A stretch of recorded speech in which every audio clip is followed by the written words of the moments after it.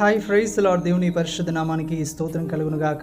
ఈరోజు దేవుని వాగ్దానము జకరియా గ్రంథము 3వ అధ్యాయం 7వ వచనము. నా సన్నిధిని నిలుచు భాగ్యము నీకిత్తును. ఆమేన్. హల్లెలూయా. ప్రియమైన వారలారా, మనం దేవుని మార్గంలో నడుచుచు ఆయన ఆజ్ఞలను పాటించచ్చు ఆయనకి ఇష్టలుగా జీవించినట్లయితే ప్రభు అంటున్నాడు, దేవదూతలతో సమానంగా ఆయన సన్నిధిలో నిలిచి ఆయనతో మాట్లాడి ఆయనను స్తుతించి ఆరాధించే భాగ్యముని ఇస్తానని.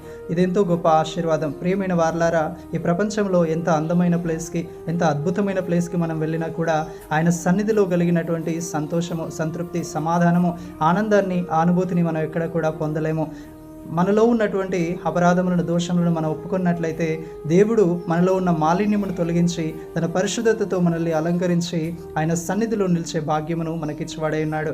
అంత మాత్రం కాదు, దేవుని మందిరం పైన అధికారమును, సేవలో స్థిరత్వమునిచ్చి ఆయన సన్నిధిని నిలుచు భాగ్యమును మనకు దయచేయబోతున్నాడు. ప్రభుటి కృప మనందరికీ దయచేయును గాక.